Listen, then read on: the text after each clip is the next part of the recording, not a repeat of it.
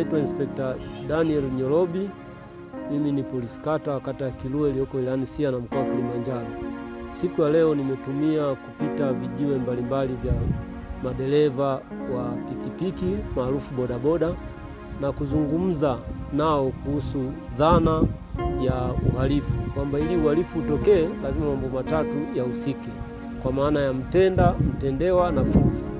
Na tulichokiangalia zaidi ni namna ambavyo fursa ya uhalifu inatokea katikati yetu, aidha kwa sisi kushiriki kwa kujua ama kutokujua. Uhalifu ili utokee huwa kuna vitu vitatu vinakuwepo. Cha kwanza huwa kuna kuwepo na mtenda, cha pili mtendewa, cha tatu nafasi au fursa. Hiki nilichokifanya hapa ni kuziba fursa ya uhalifu kutokea, fursa ya uvunjifu wa sheria za usalama barabarani kutokea. Sheria ya makosa ya adhabu na makosa ya jinai ya nchi hii inasema kutokujua kosa, yaani kutokujua sheria sio kinga. Ikitokea tatizo limetokea, huwezi kujitetea kwamba nilikuwa sijui. Tunaelewana? Sasa mimi nimekuja hebu kukupa kionjo kidogo hiki, kwamba kuanzia sasa ni vizuri ukazingatia sheria, ukaishi chini ya sheria, ukaishi kwa kufuata sheria. Kwa maana ukikutwa na tatizo, ukikutwa umevunja kosa, aidha umeshirikishwa ama umeshiriki kwa kujua ama pasipo kujua, haitokuwa kinga wewe ya kutokushtakiwa. Kwa hiyo tumekuwa tukifundishana mambo mbalimbali, tahadhari ambazo wanaweza wakazichukua ili kuhakikisha kwamba wao kama bodaboda wanakuwa salama, lakini pia jeshi la polisi linakuwa karibu nao, kuongeza ukaribu wa kuhakikisha kwamba usalama unakuwa ni sehemu ya utendaji wa kazi zao. Bodaboda walio wengi ni steji moja wameiruka. Steji ya kwanza huwa ni kuzingatia zile sheria za uendeshaji pikipiki ama kujifunza hatua za uendeshaji. Bahati mbaya sana wao wanachofanya ni ile hatua ya mwisho ya kuchukua pikipiki na kuingia barabarani.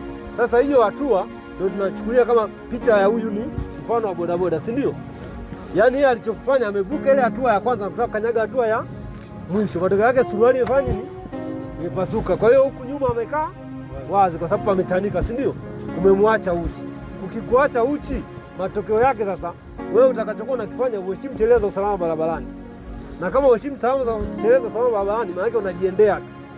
Ndio hiyo unavunja taratibu inayopelekea wakati mwingine aidha ajali, na kwenye ajali kuna mambo mawili yanatokea.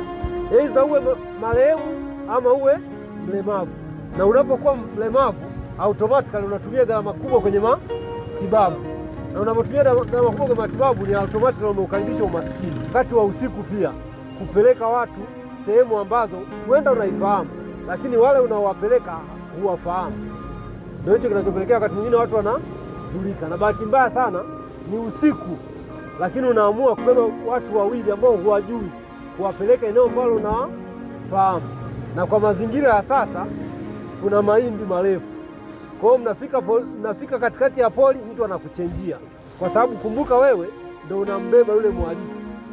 Wewe unaendesha, kwa hiyo anachokipanga huku nyuma na anachokiwaza huku nyuma huwezi ukijua.